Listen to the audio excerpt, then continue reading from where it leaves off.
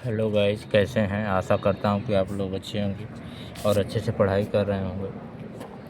तो चलते हैं, आज हम पहले हिंदी साहित्य इतिहास लेखन को पहले कौन सी विधि थी उसके बारे में, पहले कौन कौन सी पद्धतियां थी साहित्य इतिहास लेखन की पद्धतियां। देखिए यहाँ पे हेडिंग है, तो पहले हम इसको पढ़ेंगे। तो पहला है, हिंदी साहित्य के इतिहास की दृष्टि से उल्लेखनीय उल्लेख ग्रंथ भक्ति काल से ही मिलने लगते हैं। यानी कि भक्ति काल, जब पहले आदिकाल आता है फिर उसके बाद भक्ति काल आता है, तो भक्ति काल से ही हिंदी साहित्य का इतिहास मिलने लगता है। और वो कहाँ मिलता है, जैसे गोकुलनाथ कृत 84 बैसड़ोन की वार्ता, यानी जो विट्ठलनाथ थे उनके पुत्र गोकुलनाथ थे, उन्होंने पहले लिखा था 84 बैसड़ोन की वार्ता, फिर उसके बाद लिखा था 200 बैसड़ोन की वार्ता। ये हिंदी साहित्य के इतिहास की एक झलक थी। ये जो रचनाएं थी, इसमें हिंदी साहित्य के इतिहास लेखन की पहली झलक हम लोगों को इन्हीं रचनाओं में मिलती है। ये भक्ति काल की रचनाएं हैं। तो और नाभादास कृत, इसके बाद नाभादास कृत भक्तमाल है, जिसमें सभी भक्त कवियों की रचनाएं मिलती हैं। और 200 बैसड़ोन वार्ता, 252 बैसड़ोन की वार्ता और 84 बैसड़ोन की वार्ता गोकुलनाथ द्वारा लिखा गया है। इसमें भी जो है हिंदी साहित्य के इतिहास की जो है झलक मिलती है। क्यों मिलती है? क्योंकि इसमें जो है 84 बैसड़ोन यानी 84 मतलब कवि थे, उन लोगों की रचनाएं थी, उन सबको शामिल कर लिए थे गोकुलनाथ ने। तो किंतु अब यहाँ से पढ़ते हैं, किंतु कवियों का विवरण मात्र होने से, अब कह रहे हैं कि किंतु कवियों का विवरण है उसमें मात्र होने से इन्हें इतिहास ग्रंथ में नहीं माना जाता है। ठीक है, यहाँ तक क्लियर हुआ। अब उसमें क्या है कि इन दोनों रचनाओं में, तीनों रचनाओं में जो है कवियों का विवरण मात्र है, इसलिए इसको हिंदी साहित्य का इतिहास नहीं माना जाता है। अब चलते हैं अगले क्वेश्चन की तरफ, अगले सिस्टम की तरफ। क्या है अगला पैराग्राफ? हिंदी साहित्य के इतिहास लेखन की परंपरा का आरंभ 19वीं शताब्दी, ठीक है, 19वीं शताब्दी में गारसा द तासी कृत इस्तवार द लिटरेचर इंदुई, ये हिंदुस्तानी से माना जाता है। यानी कि हिंदी साहित्य के इतिहास लेखन की परंपरा का प्रारंभ जो है, परंपरा का आरंभ 19वीं शताब्दी से माना जाता है। और भी गारसा द तासी द्वारा लिखा गया लिटरेचर, ये इस्तवार द लिटरेचर इंदुई ए हिंदुस्तानी से माना जाता है। देखिए यहाँ से एक क्वेश्चन आता है। और हिंदी साहित्य के इतिहास लेखन की 4 पद्धतियाँ मुख्य रही हैं। हिंदी साहित्य की इतिहास लेखन की 4 पद्धतियाँ मुख्य हैं। वो कौन कौन सी हैं पद्धतियाँ? पहली पद्धति है वर्णानुक्रम पद्धति, वर्णन किया जाता है। और दूसरा है कालक्रमानुसार पद्धति, तीसरी है वैज्ञानिक पद्धति, चौथी है विधेयवादी पद्धति। तो चलते हैं पहले की ओर। पहली कौन सी पद्धति है इसकी ओर, इसको पढ़ते हैं। इसमें क्या है, आप लोग धीरे धीरे पढ़ेंगे तो ये जो है आप लोगों को याद हो जाएगा। आज आप लोग हमारे साथ पठन पाठन करिए। और हाँ, आप लोग लाइक सब्सक्राइब ज़रूर कर दीजिए। अब मैं आप लोगों को ज़्यादा समय नहीं लूँगा। वर्णानुक्रम में क्या है, इनमें रचनाकारों का विवरण उनके नाम के प्रथम वर्ण के क्रम से दिया जाता है। यानी कि जैसे हमारा व्यंजन होता है, जैसे हमारा ये अक्षर है का खा गा, तो पहले जो आता है का आता है, फिर खा आता है। इसके आधार पे जो कवि आते थे, उनके आधार पर जो है वर्णानुक्रम पद्धति में जो है कवि लोग जो है रचनाएं कर देते। तो पहले कौन सी देखे, तुलसीदास, चिंतामणि और केदारनाथ सिंह का समय भले ही है, लेकिन जब उनका क्रम इस प्रकार होगा, जैसे केदारनाथ सिंह पहले आएंगे, का पहले आता है, फिर चा, उसके बाद चा वर्ग आता है, फिर ता, इसके बाद जैसे पहले केदारनाथ सिंह को लिखेंगे, चाहे भले ही केदारनाथ बाद के रहेंगे होंगे, लेकिन उसके फिर भी उनको का से अगर उनका नाम आ रहा है तो केदारनाथ है, सिंह का पहले ही वर्ण किया जाएगा। फिर चिंतामणि, चा, फिर ता, तुलसीदास। तो इस प्रकार वर्णानुक्रम पद्धति है। ऐसे ऐतिहासिक दृष्टि से असंगत माना जाता है। इसे क्या है, ऐतिहासिक दृष्टि से, क्योंकि इसमें इतिहास का कोई बिंब, प्रतिबिंब, चित्र नहीं दर्शित होता है, इसलिए इसे क्या है, असंगत यानी गलत माना जाता है, क्योंकि यह इतिहास लेखन नहीं, शब्दकोश लेखन की तरह है। ठीक है। गारसा दा तासी और शिव सिंह सेंगर ने इसका प्रयोग किया है। गारसा दा तासी ने, जो पहले इतिहास लेखक वेदता हैं फ्रेंच में, उन्होंने, और शिव सिंह सेंगर ने जो वृत्त संग्रह है इसका प्रयोग किया है, इस पद्धति का, वर्णानुक्रम का पद्धति का। अगर एग्जाम में आएगा तो आप लोग ये लगा सकते हैं क्वेश्चन। अब चलते हैं, दूसरी पद्धति है कालानुक्रम पद्धति। कालानुक्रम, इसमें रचनाकारों का विवरण उनके काल समय के क्रम में दिया जाता है। इसमें रचनाकारों का विवरण काल यानी समय के क्रम में दिया जाता है। रचनाकार की जन्म तिथि का आधार बनाया जाता है, यानी कि जो कवि या लेखक जो पहले जन्मा होता है, जिसका जन्म पहले होता है उसको पहले रखा जाता है, जिसका बाद में उसको बाद में। लेकिन अब देखते हैं, इतिहास लेखन की दृष्टि से इसे भी अधूरा समझा जाता है। इतिहास जो सच अच्छा जो लिखा जाता है उसकी दृष्टि से यह भी जो है पद्धति जो है कालानुक्रम पद्धति, यह भी अधूरा समझी जाती है, क्योंकि इस पद्धति से लेख ग्रंथ वर्णानुक्रम पद्धति की तरह कवि वृत्त संग्रह मात्र हो जाते हैं। जैसे रामचंद्र शुक्ल ने कहा था कि पुराने कवि जो हैं, शिव सिंह सेंगर, गारसा दा तासी, ग्रियर्सन, ये सब क्या हैं, ये जो लिखे हैं इतिहास, ये सिर्फ ये जो है वृत्त संग्रह मात्र हैं। अब देखिए क्या है, ग्रियर्सन मिश्र बंधु ने इसका प्रयोग किया है। यद्यपि ग्रियर्सन ने विधेयवादी पद्धति का कुछ आरंभिक सूत्र मिलते हैं, फिर भी ग्रियर्सन जो है कुछ जो है विधेयवादी पद्धति जो स्टार्ट कर दिया था उसी समय में। अब जैसे मान लीजिए कोई लिखता है तो ये ज़रूरी नहीं है कि सिर्फ कालानुक्रम ही पद्धति हो, उसमें विधेयवादी भी पद्धति थोड़ा बड़ा हो। तो उसी प्रकार से ग्रियर्सन का जो है हिंदी साहित्य का इतिहास है, उसमें विधेयवादी जो है पद्धति की झलक मिलती है। अब चलते हैं तीसरी पद्धति, वैज्ञानिक पद्धति। वैज्ञानिक पद्धति के मतलब विज्ञान जो सुव्यवस्थित, सुसंगठित, क्रमबद्ध ज्ञान या अनुभव पर आधारित होता है, जो प्रयोगात्मक परीक्षणों पर आधारित होता है। तो इसमें जैसे अनुसंधान, शोध, रिसर्च के आधार पे जो है पद्धति होती है। तो देखिए, इसमें ग्रंथकार निरपेक्ष तथा तटस्थ रहकर, अब मान लीजिए हिंदी है तो इसमें क्या है, तटस्थ मतलब उसके जो कवि है, लेखक है, उसके समीप रहकर तथ्य संकलन कर उसे क्रमबद्ध रूप में प्रस्तुत करता है। लेकिन तो ऐसा हो नहीं सकता है। तो इतिहास लेखन सिर्फ संकलन का ही नहीं बल्कि उसकी व्याख्या एवं विश्लेषण की मांग करता है। अतः इस पद्धति को भी अपरिपक्व यानी कि पूरा नहीं माना जाता है, क्योंकि यह मतलब तटस्थ कितना रह सकता है आदमी। कोई कवि या लेखक अगर इतिहास लिखेगा तो कितना तटस्थ रह सकता है किसी के। हाँ, कुछ रचनाओं के आधार पे, जैसे मान लीजिए, अब देखिए विधेयवादी पद्धति में क्या है। विधेयवादी पद्धति फ्रेंच विद्वान तेन ने इसे सुव्यवस्थित, अब इसमें देखिए यहाँ पे क्वेश्चन आया है, फ्रेंच विद्वान तेन ने इसे सुव्यवस्थित सिद्धांत रूप में स्थापित किया।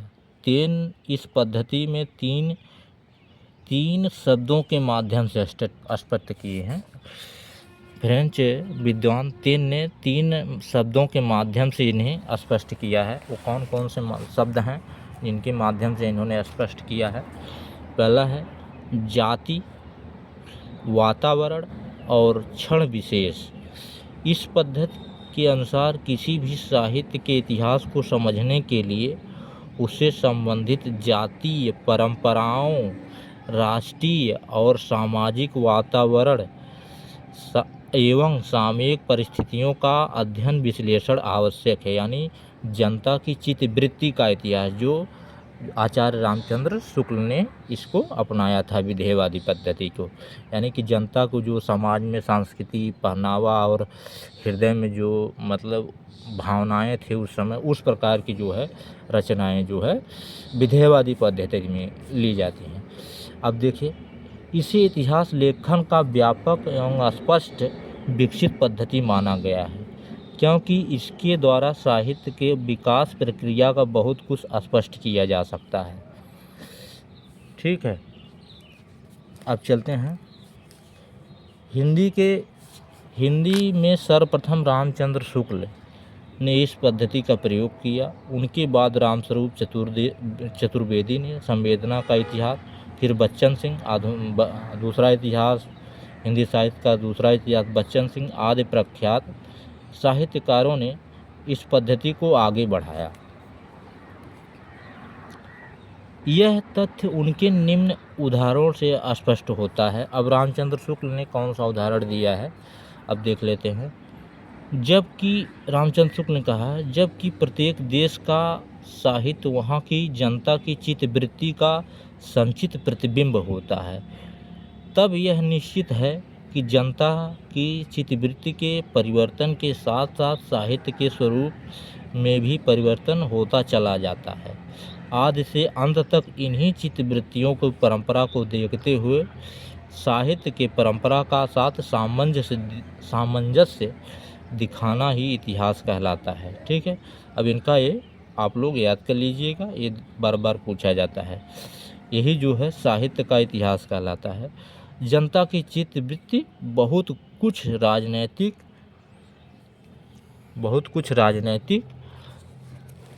देखते हैं, राजनीतिक, सामाजिक, सांप्रदायिक तथा धार्मिक परिस्थितियों के अनुसार होती है। अब रामस्वरूप चतुर्वेदी ने क्या लिखा है, कवि का काम यदि दुनिया में ईश्वर के कामों को न्यायोचित ठहराना है, तो साहित्य के इतिहासकार का काम कवि के कामों को साहित्य इतिहास की विकास प्रक्रिया में न्यायोचित यानी कि सही ठहराना दिखाना पड़ता है। ठीक है, अब चलते हैं साहित्य इतिहास दर्शन। अब साहित्य के इतिहास में जो दर्शन है, यानी कि दर्शन की क्या भूमिका है। दर्शन यानी देखना। जिस प्रकार साहित्य की परंपरा का अध्ययन साहित्य इतिहास लेखन के माध्यम से किया जाता है, उसी प्रकार साहित्य इतिहास लेखन व उसकी परंपरा का अध्ययन साहित्य इतिहास दर्शन कहलाता है। ठीक है, साहित्य इतिहास दर्शन से अभिप्राय साहित्य के इतिहास लेखन में प्रयुक्त दृष्टिकोणों एवं विचारों, जहाँ विचारों की बात आ जाती है तहाँ दर्शन प्रवेश कर जाता है, विचारों का अध्ययन करने वाले विषय से है। हिंदी में नलिन बिलोचन शर्मा ने इस तरह का उल्लेख किया है। नलिन बिलोचन शर्मा ने इस तरह का उल्लेख किया है। साहित्य इतिहास का दर्शन उनका ग्रंथ है नलिन बिलोचन शर्मा का। मैनेजर पांडे का इतिहास एवं सामाजिक दृष्टि। ठीक है, मैनेजर पांडे का साहित्य इतिहास एवं साहित्य दृष्टि भी इस प्रकार का ग्रंथ है। आप लोग इसको याद कर लीजिएगा, ये पूछा जा सकता है। साहित्य इतिहास दर्शन का संबंध इतिहास दर्शन से है। इतिहास दर्शन के जनक कलिंगवुड के अनुसार वाल्टियर इन्हें सामान्यतः वह माना जाता है। ठीक है,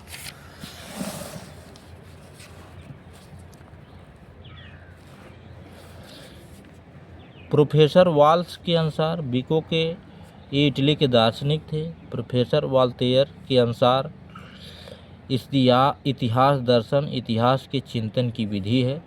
इसमें इतिहासकार ऐतिहासिक घटनाओं को दोहराने के बजाय उनके विषय में चिंतन करता है। कलिंगवुड के अनुसार इतिहास दर्शन के इतिहासकार के विचारों का पारंपरिक तालमेल होता है।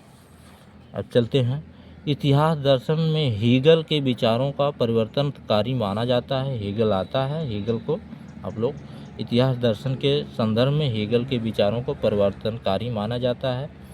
प्रोफेसर वाल्स परिकल्पनाओं के दर्शन के संस्थापक। हेगल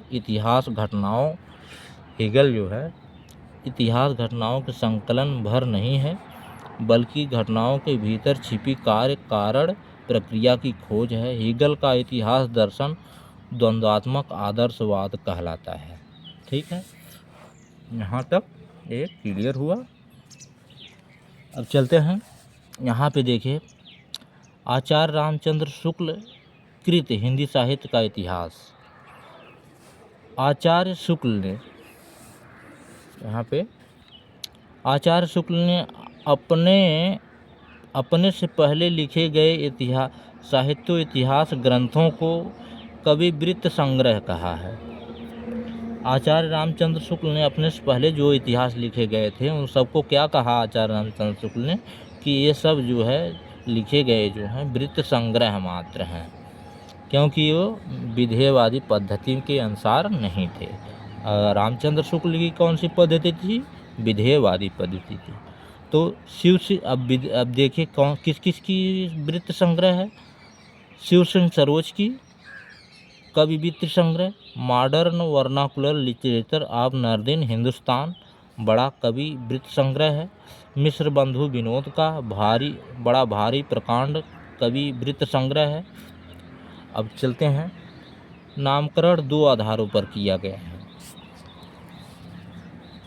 काल विभाग के भीतर प्राप्त होने वाली विशेष ढंग की रचनाएं।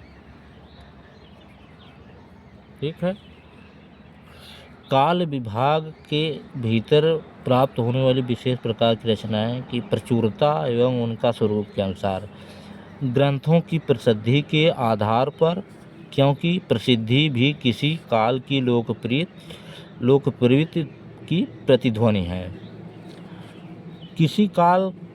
किसी काल विस्तार को लेकर यूं ही पूर्व और उत्तर का नाम लेकर 2 हिस्सों कर डालना ऐतिहासिक विभाग नहीं कहला सकता। किसी काल के कवियों की साहित्यिक विशेषताओं के संबंध में मैंने जो संक्षिप्त विचार प्रकट किए हैं दिग्दर्शन मात्र के लिए हैं। इतिहास की पुस्तक में किसी कवि की पूरी या अधूरी आलोचना नहीं हो सकती। अब चलते हैं, यहाँ पे पढ़ते हैं। आधुनिक काल में गद्य का आविर्भाव सबसे प्रधान साहित्यिक घटना है। वर्तमान लेखकों में कवियों के संबंध में कुछ लिखना अपने सिर पर एक बला मोल लेना ही समझ लेना पड़ता है। क्यों? क्योंकि वह अपने समकालीन होते हैं। रामचंद्र शुक्ल कह रहे हैं कि वर्तमान इस समय के जो उनके समय के कवि थे, उनके समय में उनके बारे में कुछ लिखना जान लीजिए कि झगड़ा मोल लेना था। रीतकाल के कवियों में परिचयात्मक विवरण मैंने प्रायः मिश्र बंधु विनोद से लिए हैं। जो मिश्र बंधु विनोद था उसमें लगभग 5000 कवियों का मिश्रण किया गया था, तो उनमें से इन्होंने कुछ भाग उठाकर लिए हैं, उन्हीं का बात कह रहे हैं। रीतकाल के कवियों का परिचयात्मक विवरण मैंने प्रायः मिश्र बंधु विनोद से लिया है। मिश्र बंधु विनोद के अतिरिक्त सामग्री सहयोग के लिए इन ग्रंथों का नाम आचार्य रामचंद्र शुक्ल ने सुझाए हैं। पहला है हिंदी कवित्र रत्नमाला बाबू श्याम सुंदर दास का, कविता कौमुदी रामनरेश त्रिपाठी का, ब्रज माधुरी सार वियोगी हरि का। ठीक है, अब लिख रहे हैं, मेरा उद्देश्य अपने साहित्य के इतिहास में एक पक्का रामचंद्र शुक्ल के कथन हैं सब। मेरा उद्देश्य अपने साहित्य के इतिहास में एक पक्का और व्यवस्थित ढांचा खड़ा करना था, न कि एक कीर्तन करना था। शुक्ल जी के अनुसार पर काल विभाजन नामकरण इस प्रकार हैं। आदिकाल को क्या कहा है इन्होंने? आदिकाल को इन्होंने वीरगाथा काल कहा है। आदिकाल हजारी प्रसाद द्विवेदी द्वारा लिखा गया है, नाम दिया गया है वीरगाथा काल रामचंद्र शुक्ल द्वारा। तो 1050 से 1375 तक। फिर पूर्व मध्यकाल भक्तिकाल को भक्तिकाल नाम दिया इन्होंने 1375 से 1700 तक। फिर उत्तर मध्यकाल को ये सब उत्तर मध्यकाल, ये सब जो है हजारी प्रसाद द्विवेदी द्वारा दिया गया है। और देखिए रीत का, अब इन्होंने उत्तर मध्यकाल को रीतकाल कहा है, ये 1700 से 1900 तक। आधुनिक काल गद्य काल की संवत 1900 से 1984 तक। ठीक है, यहाँ तक क्लियर हुआ।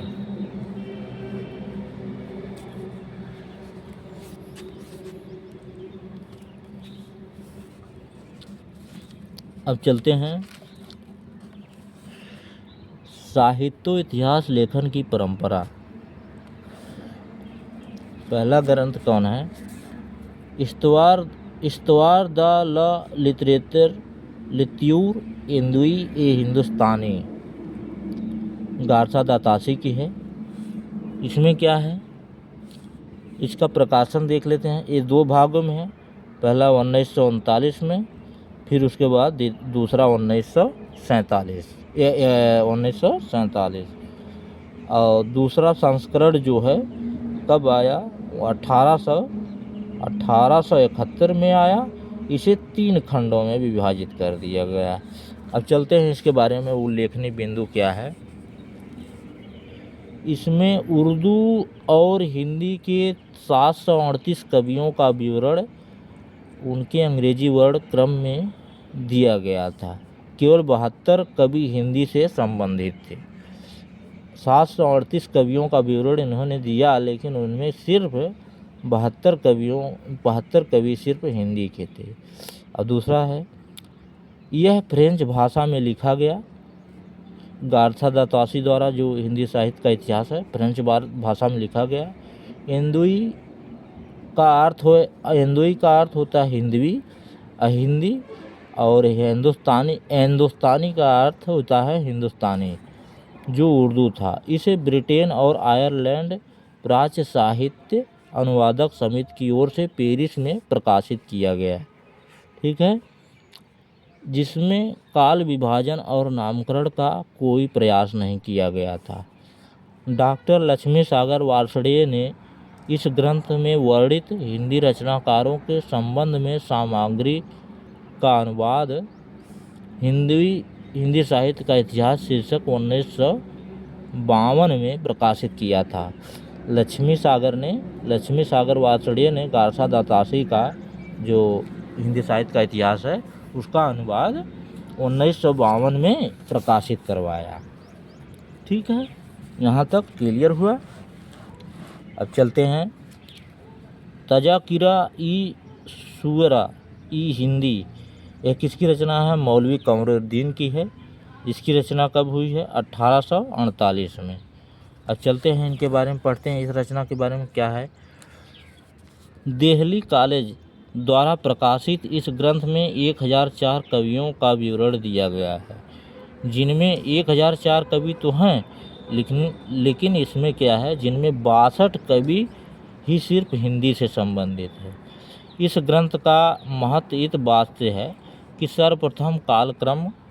सर्वप्रथम इसमें क्या किया गया, सर्वप्रथम कालक्रम का ध्यान दिया गया है, किंतु नामकरण नहीं किया गया है। इसे तब कासुवरा भी कहते हैं। ठीक है, अब चलते हैं तीसरे की तरफ। और आप लोगों से हमारा निवेदन है कि चैनल जो है एम कोचिंग क्लासेस यूपी, इसको जो है सब्सक्राइब कर दीजिए, लाइक कर दीजिए, और जो भी कमियां हमसे हो रही हैं उनको भी बताइए आप। भाषा काव्य संग्रह महेश दत्त शुक्ल का है, 1873 में है। ठीक है, यह हिंदी भाषा में लिखा गया प्रथम हिंदी साहित्य इतिहास संबंधी ग्रंथ था। ठीक है, ये हिंदी साहित्य में लिखा गया हिंदी में लिखा गया है, हिंदी साहित्य में लिखा गया प्रथम हिंदी साहित्य इतिहास संबंधी ग्रंथ था। यह नवल किशोर प्रेस लखनऊ द्वारा प्रकाशित हुआ था। ठीक, यहाँ तक क्लियर हुआ। अब चलते हैं शिव सिंह सिंगर द्वारा लिखा गया है। ये 1883 में, इसको याद कर लीजिएगा, पूछता है 1883 में ईस्वी में नवल किशोर प्रेस लखनऊ द्वारा प्रकाशित। अब देखते हैं इस ग्रंथ के बारे में क्या लिखा गया है। इस ग्रंथ में सर्वप्रथम 1000 से ज़्यादा 1003 भाषा कवियों का विवरण दिया गया, यानी ज़्यादा से ज़्यादा कवियों का विवरण इसमें दिया गया है। इसी से इसके बाद इतिहासकारों के लिए यह आधार बना। इसी के बाद यह सभी इतिहासकारों के लिए, जैसे रामचंद्र शुक्ल के लिए, रामस्वरूप चतुर्वेदी के लिए, बच्चन सिंह के लिए यह आधार का काम किया कि मतलब उन्हीं में से उठा करके जोड़ तोड़ करके अपन लिखते थे ये लोग। इसके पूर्वार्ध में पहले 1838 कवियों की रचनाएं नमूने, उत्तरार्ध में 1003 कवियों का जीवन परिचय दिया गया है। इसमें वर्णानुक्रमिक पद्धति का प्रयोग किया गया है। वर्णानुक्रम यानी वर्ण के अनुसार, जैसे पहले जो आता है काखा गाघा के अनुसार ज्ञातक जो पहले वर्ण आता है उसी के आधार पर, नामों के आधार पर प्रयोग किया गया है। काल विभाजन एवं नामकरण का प्रयास नहीं किया गया है। इसमें काल विभाजन एवं नामकरण का प्रयास नहीं किया गया है। अब चलते हैं the modern vernacular literature of northern Hindustan, George Grierson का आ जाता है। ये देखिए पूछता है 1888 में, 1888 इसको याद कर लीजिएगा, 1888। अब देखिए इनके बारे में क्या है, इस ग्रंथ के बारे में क्या है। इस ग्रंथ का प्रकाशन एशियाटिक सोसाइटी ऑफ बंगाल की पत्रिका के विशेषांक के रूप में हुआ था। ठीक है। बहुत से विद्वानों ने इसे सही अर्थों में हिंदी साहित्य का पहला इतिहास ग्रंथ माना। अब क्यों माना, चलते हैं देखते हैं। इसमें सर्वप्रथम हिंदी साहित्य का भाषा की दृष्टि से क्षेत्र निर्धारित करते हुए हिंदी इतिहास को संस्कृत, पाल, प्राकृतिक एवं अरबी फारसी मिश्रित उर्दू से पृथक किया गया। मतलब इसको हर प्रकार से निस्यंदन किया गया, यानी छनाई प्रक्रिया इसमें मतलब बहुत प्रकार से बारीकियां इसमें की गई। अब संपूर्ण ग्रंथ 12 अध्यायों में विभक्त है, यानी कि जॉर्ज ग्रियर्सन का जो ग्रंथ है हिंदी साहित्य का मॉडर्न लिटरेचर हिंदुस्तान, ये 12 अध्यायों में विभक्त है, बटा है, जिसके शुरुआती में 11 अध्याय हैं। शुरुआत में 11 अध्याय हैं, भिन्न भिन्न काल के सूचक हैं। शुरुआत में 11 अध्यायों का नामकरण भी किया गया है। इनमें कुल 952 कवियों को शामिल किया गया है, जिनमें 1886 कवियों का विवरण का आधार शिव सिंह सरोज है। शिव सिंह सेंगर द्वारा लिया गया है। ठीक है, कितने कवियों को, 1886 कवियों को शिव सिंह सेंगर द्वारा। अब देखिए LT में ये सब बहुत महत्वपूर्ण क्वेश्चन है, लिखने के लिए एकदम बहुत पावरफुल हैं। अब चलते हैं, अगला क्वेश्चन है, इनमें सर्वप्रथम भक्ति काल 16वीं से 17वीं को इन्होंने ग्रियर्सन ने क्या किया, सर्वप्रथम भक्ति काल को इन्होंने स्वर्ण युग काल कहा। ठीक है। किशोरीलाल गुप्त ने इनका अनुवाद कर दिया। इनके जो the modern vernacular literature of northern Hindustan का जो है किशोरीलाल गुप्त ने अनुवाद किया।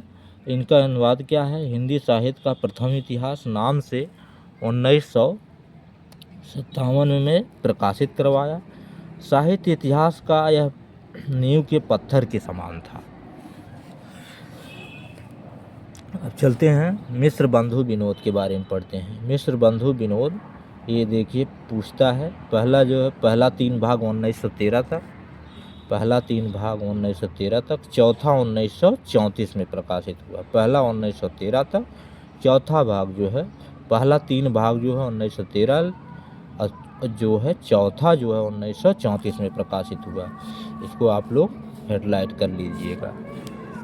अब चलते हैं, इसमें 4500, इसमें ज़्यादा कवियों 4591 कवियों को शामिल किया गया। ठीक है। ग्रियर्सन यद्यपि काल विभाजन एवं नामकरण कर चुके थे, किंतु सुव्यवस्थित रूप से इनका श्रेय मिश्र बंधुओं को जाता है। इन्होंने संपूर्ण इतिहास को 5 कालों में विभाजित किया है। मिश्र बंधु 3 भाई थे। अब देखिए यहाँ पे कंफ्यूजन आता है, पहले हैं गणेश बिहारी, फिर श्याम बिहारी, फिर सुखदेव बिहारी। कभी कभी जोड़ दिया जाता है कृष्ण बिहारी, तो कृष्ण यानी भगवान श्री कृष्ण को समझकर आप लोग उनको मत लगाइएगा, क्योंकि कंफ्यूजन बना देते हैं लोग कृष्ण बिहारी करके। तो आप लोग देखिए गणेश बिहारी, श्याम बिहारी, सुखदेव बिहारी, बस यहाँ तक हो जाता है। अब चलते हैं हिंदी साहित्य का इतिहास। रामचंद्र शुक्ल का जो है 1929 में प्रकाशित हुआ। डेट वाइज हम लोग पढ़ते चलेंगे, क्योंकि कहीं से भी क्वेश्चन हम लोगों को दिक्कत ना करे, ठीक है। अब चलते हैं इनके बारे में पढ़ते हैं। यह ग्रंथ मूलतः नागरी पचारणी सभा से प्रकाशित हिंदी शब्द सागर की भूमिका के रूप में लिखा गया था। पूछता है क्वेश्चन, और इस भूमिका को क्या कहा गया? हिंदी साहित्य का विकास नाम दिया गया, ठीक है। यहाँ तक क्लियर हुआ। हिंदी साहित्य का सर्वाधिक प्रख्यात इतिहास ग्रंथ है। यह हिंदी साहित्य का इतिहास ग्रंथ है आचार्य रामचंद्र शुक्ल का। इसमें रचनाकारों के इतिवृत्त के बजाय उनके रचनात्मक वैशिष्ट्य पर अधिक बल दिया गया है। इसमें रचनाकारों के इतिवृत्त के अनुसार, इतिवृत्त के जो चली आ रही थी परंपरा, उसकी परंपरा के जो है परंपरा को ना ध्यान में रख के इसमें रचनात्मक वैशिष्ट्य को ध्यान दिया गया है, अधिक बल दिया गया है। विधेयवादी पद्धति का प्रयोग किया है। तत्कालीन युगीन परिस्थितियों के संदर्भ में हिंदी साहित्य के इतिहास को विश्लेषित किया गया है, ठीक है। अपभ्रंश साहित्य को हिंदी को अलग करते हुए पूर्व पीठिका के रूप में वर्णित किया गया है। संपूर्ण इतिहास इतना तार्किक सुव्यवस्थित है, काल विभाजन किया गया है। परिवर्ती इतिहास ग्रंथों में प्रायः इनका प्रयोग बाद के जो इतिहास लिखे गए, जैसे रामस्वरूप चतुर्वेदी और बच्चन सिंह का, उनमें जो है इसका जो हिंदी साहित्य का इतिहास रामचंद्र शुक्ल का लिखा गया है, उसमें इनका प्रयोग बहुत ज़्यादा किया गया है, ठीक। अब चलते हैं हिंदी साहित्य का आलोचनात्मक इतिहास राम कुमार वर्मा ने जो लिखा है 1938, ठीक है। छायावादी कवि राम कुमार वर्मा द्वारा रचित इस इतिहास ग्रंथ में उनकी काव्यात्मक भाषा ने पाठकों को आकर्षित किया था। अपनी विस्तृत सामग्री, उनकी आकर्षक प्रस्तुति एवं भाषा के कारण यह ग्रंथ प्रभाव छोड़ने में सफल रहा, ठीक है। इसमें सिर्फ आदिकाल व भक्तिकाल। अब देखिए यहाँ से क्या है, यहाँ से क्वेश्चन पूछता है राम कुमार वर्मा का आलोचनात्मक इतिहास 693, इसको आप लोग याद कर लीजिएगा। आदिकाल 693 से स्टार्ट करते हैं और 1693 तक की अवधि ही, सिर्फ इतना ही अवधि इन्होंने माना है। 693 से इन्होंने स्टार्ट किया और फिर 1693 तक इनका समाप्त हो जाता, अवधि ही मिलता है, आगे का भाव इनमें नहीं लिखे गए हैं। अब चलते हैं निर्गुण ज्ञानाश्रयी शाखा को संत काव्य नाम इन्होंने ही दिया है। निर्गुण प्रेमाश्रयी शाखा को सूफी काव्य नाम किसने दिया है? राम कुमार वर्मा ही ने दिया है, प्रस्तुत किया है, ठीक है। और इसमें अपभ्रंश साहित्य के बड़े हिस्सों को शामिल किया गया है और संधिकाल शीर्षक के अंतर्गत प्रस्तुत किया गया है। वर्मा जी ने इसी से आदिकाल को संधिकाल या चारण काल कहा। और चारण काल पहले कौन के हैं, ठीक है। अब इसके बाद पढ़ते हैं हिंदी साहित्य के आचार्य हजारी प्रसाद द्विवेदी की जो चलते हैं। इन्होंने क्या क्या लिखा है इतिहास के बारे में, कौन कौन सी रचनाएं हैं। हिंदी साहित्य की भूमिका 1940, हिंदी साहित्य का उद्भव और विकास 1952, हिंदी साहित्य का आदिकाल, अब देखिए ये बहुत मोस्ट है, हिंदी साहित्य का आदिकाल 1952 में, ठीक है। फिर एक बार हम पढ़ देते हैं हिंदी साहित्य की भूमिका 1940, हिंदी साहित्य का उद्भव और विकास 1952, हिंदी साहित्य का इतिहास 1952। ठीक है, किसने लिखा है? आचार्य हजारी प्रसाद द्विवेदी ने। तो चलते हैं इन ग्रंथों के बारे में पढ़ते हैं, क्या है इनका सिस्टम। आचार्य हजारी प्रसाद द्विवेदी ने स्वतंत्र इतिहास ग्रंथ नहीं है। आचार्य हजारी प्रसाद द्विवेदी का कोई स्वतंत्र इतिहास ग्रंथ नहीं है लिखा है। उन्होंने उल्लिखित तीनों ग्रंथों में साहित्य इतिहास संबंधी हैं, मतलब इतिहास से संबंध रखते हैं। ठीक है, इनमें एक निश्चित साहित्य इतिहास दृष्टि भी मिलती है। इसमें एक निश्चित साहित्य इतिहास की झलक जो है, दृष्टि जो है मिलती है। आचार्य द्विवेदी इतिहास को परंपरा के विकास के रूप में व्याख्यायित करते हैं। आचार्य हजारी प्रसाद द्विवेदी ने इतिहास को परंपरा के विकास की दृष्टि से व्याख्यायित करते हैं। ज़्यादातर आचार्य रामचंद्र शुक्ल की रचनाओं और मान्यताओं का अगर कोई खंडन किया है तो वह आचार्य हजारी प्रसाद द्विवेदी ही हैं। ठीक है, इन्होंने विश्व भारती गैर हिंदी भाषी साहित्य जिज्ञासुओं को हिंदी साहित्य से परिचित करवाने हेतु व्याख्यान दिए हैं। इन्हें संशोधित परिवर्धन कर हिंदी साहित्य की भूमिका नामक ग्रंथ क्या है तैयार किया था। आदिकाल का स्वरूप निर्धारण, भक्तिकाल का उदय पृष्ठभूमि, पूर्ववर्ती सिद्धांतों से भक्तकालीन संत काव्य धारा का संबंध उद्घाटन, हिंदी में सूफी काव्य का आधार संस्कृत प्राकृतिक अपभ्रंश का परंपराओं की मानना आदि उनकी साहित्य इतिहास के रूप में उपलब्धियां हैं। ठीक है, यहाँ तक क्लियर हुआ। अब चलते हैं हिंदी साहित्य का वैज्ञानिक इतिहास। डॉक्टर गणपति चंद्र गुप्त ने हिंदी साहित्य का वैज्ञानिक इतिहास लिखा है। अब क्या है, 1965 में लिखा है। अब देखते हैं इनके बारे में क्या क्या ये लिखते हैं।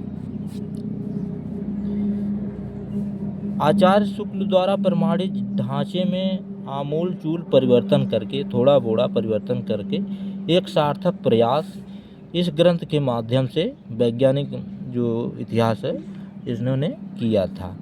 संपूर्ण इतिहास को 3 कालों में विभाजित किया है: प्रारंभिक काल, मध्यकाल, आधुनिक काल। इसमें साहित्य इतिहास में विकासवादी सिद्धांतों को प्रतिष्ठित करते हुए उसके आलोक में हिंदी साहित्य का नूतन व्याख्या प्रस्तुत करने की चेष्टा की गई है। ठीक, अब चलते हैं। अब आ जाता है हिंदी साहित्य का इतिहास। डॉक्टर नागेंद्र का जो मोटा बड़ा पोथा है और डॉक्टर हरदयाल का 1973 में। डॉक्टर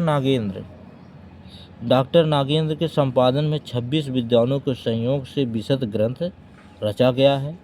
इनमें विद्वानों के कारण ऐतिहासिक दृष्टि से संपूर्ण ग्रंथ का आद्योपांत नहीं है, किंतु फिर भी प्रत्येक काल उनसे जुड़े रचनाकारों पर सरल भाषा में अपेक्षाकृत प्रामाणिक व व्यवस्थित सामग्री विद्यार्थियों में विशेष रूप से प्रचलित है।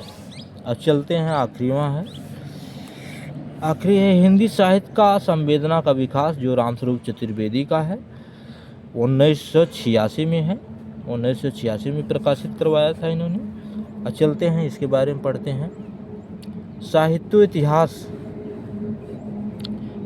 इतिहास लेखन के लिए व्यास सम्मान सहित कई, अब देखिए यहाँ पे इनको व्यास सम्मान भी मिला है। व्यास सम्मान सहित कई पुरस्कार प्राप्त करने वाला यह ग्रंथ अपनी लोकप्रियता एवं आकर्षण में अद्वितीय है। इसके समान कोई दूसरा नहीं है। रामस्वरूप चतुर्वेदी ने मूलतः आचार्य रामचंद्र शुक्ल की दृष्टि से प्रभावित हैं, फिर भी उन्होंने शुक्ल जी के युगीन दृष्टिकोण और द्विवेदी जी के परंपरावादी दृष्टिकोण परस्पर संबंध बनाते हुए लिखा है। शुक्ल जी की बहुत सी स्थापनाओं को स्थापित करते हुए प्रयास से उनकी मौलिकता का क्षरित नहीं होने दिया और शुक्ल जी की परंपरा को गंभीरता से पुनर्परिभाषित इन्होंने किया है। भाषा और साहित्य के गहरे संबंधों की खोज में उनकी प्रमुख विशेषता है। भाषिक प्रवृत्तियों की गहरी समीक्षा एवं साहित्यिक परंपराओं के संदर्भ में व्याख्यायित किए हैं। ठीक है, अब चलते हैं, कुछ ग्रंथ हैं अब ग्रंथों को पढ़ लीजिए। हिंदी साहित्य इतिहास संबंधी प्रमुख ग्रंथ एवं ग्रंथकार हैं। कौन कौन से हैं? इस्तवार द ल लिटरेचर इंदुई ए हिंदुस्तानी 1839 में गारसा दातासी द्वारा लिखा गया है। तजाकुई सुअरा ई हिंदी तब कासुअरा जो है 1848 में, आप लोग इसको याद कर लीजिएगा, मौलवी कमरुद्दीन की है। भाषा काव्य संग्रह महेश दत्त शुक्ल का है 1873 में। शिव सिंह सरोज, देखिए बार बार आता है, 1883 में शिव सिंह सेंगर द्वारा। The modern vernacular literature of Hindustan, ये जो है 1888 में जो जॉर्ज ग्रियर्सन द्वारा है। हिंदी कोविद रत्नमाला जो है 2 भाग है, 1909-1914 श्याम सुंदर दास द्वारा है। मिश्र बंधु विनोद 1913 में मिश्र बंधु द्वारा लिखा गया है।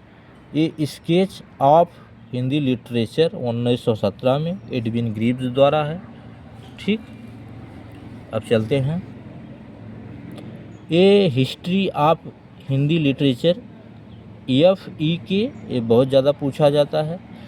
हिंदी साहित्य विमर्श 1923 में पद्मलाल पूनालाल बख्शी का, ठीक है, बख्शी। और है ब्रज माधुरी सार 1923 में वियोगी हरि की। हिंदी भाषा का विकास 1924 में श्याम सुंदर दास का। सुकवि सुरोज गौरी शंकर द्विवेदी का। कविता कौमुदी राम नरेश त्रिपाठी का। हिंदी साहित्य का इतिहास रामचंद्र शुक्ल का। हिंदी भाषा और साहित्य श्याम सुंदर दास का। हिंदी साहित्य का विवेचनात्मक इतिहास सूर्यकांत शास्त्री का, ठीक है। हिंदी साहित्य का इतिहास रमाशंकर शुक्ल रसाल का। हिंदी भाषा और उसके साहित्य का विकास अयोध्या सिंह उपाध्याय हरिऔध का। हिंदी भाषा और उसके साहित्य का इतिहास अयोध्या सिंह उपाध्याय हरिऔध का। अब चलते हैं हिंदी साहित्य का संक्षिप्त इतिहास 1931 में नंद दुलारी वाजपेयी, ठीक है। संकलनकार के रूप में मूल लेखक श्याम सुंदर दास हैं। अब चलते हैं हिंदी साहित्य का इतिहास 1932 ब्रजरत्न दास द्वारा। हिंदी साहित्य डॉक्टर धीरेन्द्र वर्मा द्वारा। और देखिए यहाँ तक है। अब इसको हम एक पेज और बनता है, तो इसको हम जो है 42 मिनट हो गए हैं, तो इसको क्या करें, पढ़ा दें। चलिए ठीक है, इसको भी हम अभी क्लियर कर देते हैं। आधुनिक हिंदी साहित्य का इतिहास 1934 में कृष्ण शंकर शुक्ल द्वारा। साहित्य की झांकी गौरी शंकर सत्येंद्र द्वारा। पुरातत्व निबंधावली राहुल संस्कृत्यायन द्वारा। हिंदी साहित्य का सुबोध इतिहास गुलाब राय द्वारा। हिंदी साहित्य का संक्षिप्त इतिहास गोपाल लाल खन्ना द्वारा। हिंदी साहित्य का आलोचनात्मक इतिहास रामकुमार वर्मा द्वारा। राजस्थानी साहित्य की रूपरेखा मोतीलाल मनेरिया द्वारा। अब modern Hindi literature doctor Indranath Madan द्वारा। हिंदी साहित्य की भूमिका हजारी प्रसाद द्विवेदी द्वारा। खड़ी बोली हिंदी साहित्य का इतिहास ब्रज रत्न दास द्वारा। हिंदी साहित्य का इतिहास लक्ष्मी सागर वासड़े द्वारा। हिंदी साहित्य का विकास कृष्णलाल द्वारा। हिंदी साहित्य 20वीं शताब्दी नंद दुलारे वाजपेयी द्वारा। हिंदी काव्य धारा राहुल सांस्कृत्यायन द्वारा। हिंदी वीर काव्य डॉक्टर टीकम सिंह तोमर। रीत काव्य की भूमिका डॉक्टर नागेंद्र। आधुनिक हिंदी साहित्य नंद दुलारे वाजपेयी। उत्तरी भारत में संत परंपरा परशुराम चतुर्वेदी। हिंदी साहित्य का आदिकाल हजारी प्रसाद द्विवेदी। हिंदी साहित्य का उद्भव और विकास हजारी प्रसाद द्विवेदी। हिंदी साहित्य का अतीत विश्वनाथ प्रसाद मिश्र 1960 में, इसको याद कर लीजिएगा। हिंदी साहित्य का इतिहास दर्शन नलिन विलोचन शर्मा है। हिंदी साहित्य का बृहद इतिहास जो है 16 भागों में प्रकाशित हुआ था, 16 भागों में 1961 में। इसको भी आप लोग हेडलाइट कर लीजिए, नगरी पचाड़ी सभा द्वारा, ठीक है। हिंदी साहित्य का वैज्ञानिक इतिहास गणपति चंद्रगुप्त द्वारा। हिंदी साहित्य का इतिहास डॉक्टर नागेंद्र और हरदयाल द्वारा। आधुनिक हिंदी का आदिकाल 1973 द्वारा नारायण चतुर्वेदी द्वारा। हिंदी साहित्य के इतिहास दृष्टि 1973 नारायण चतुर्वेदी द्वारा। साहित्य एवं इतिहास दृष्टि मैनेजर पांडे द्वारा। हिंदी साहित्य का सरल इतिहास, जो कि बार बार लोग कहते हैं पढ़ लो। जैसे अगर मान लीजिए जैसे जो बच्चे ने BA अगर अच्छे से नहीं किया हो तो ये हिंदी साहित्य का सरल इतिहास जो है उसके लिए बहुत अच्छा रहेगा, क्योंकि उसमें जो है जड़ दी गई है तो विश्वनाथ त्रिपाठी का है। हिंदी साहित्य का संवेदना का विकास रामस्वरूप चतुर्वेदी का है। हिंदी साहित्य का समीक्षात्मक इतिहास वासुदेव सिंह का है। हिंदी साहित्य का दूसरा इतिहास बच्चन सिंह का है। हिंदी साहित्य का आधा इतिहास सुमन राजे का है। हिंदी साहित्य का मौखिक इतिहास नीलाभ का है। हिंदी साहित्य का विवेचन परक इतिहास मोहन अवस्थी का है। हिंदी साहित्य का परिचयात्मक इतिहास भागीरथ मिश्र का है। हिंदी साहित्य का जो है ओझल नारी इतिहास जो है नीरजा माधव का है। ठीक, यहाँ तक क्लियर हुआ। अब चलते हैं, यहाँ पे 2 बच रहा है। हिंदी साहित्य का इतिहास हेमंत कुकुरेती द्वारा। हिंदी साहित्य का समग्र इतिहास रामकिशोर शर्मा द्वारा। यहाँ तक हिंदी साहित्य का इतिहास लिखने वाले कितने थे, तो आप लोग जो है यहाँ तक हम समाप्त करते हैं। आप लोग लाइक, सब्सक्राइब और शेयर ज़रूर कर दीजिए। और कैसा लगा आप लोगों को, अगर कुछ गलतियाँ रह गई हों तो क्षमा करिएगा। अगर गाली देना हो तो भाई गाली दे दीजिएगा। तो चलते हैं, इसी के साथ हम ये क्लास समाप्त करते हैं। फिर अगला क्लास हम इस पर जो है क्वेश्चन जो बनेगा उसको हम लेके आएंगे। ठीक है, धन्यवाद।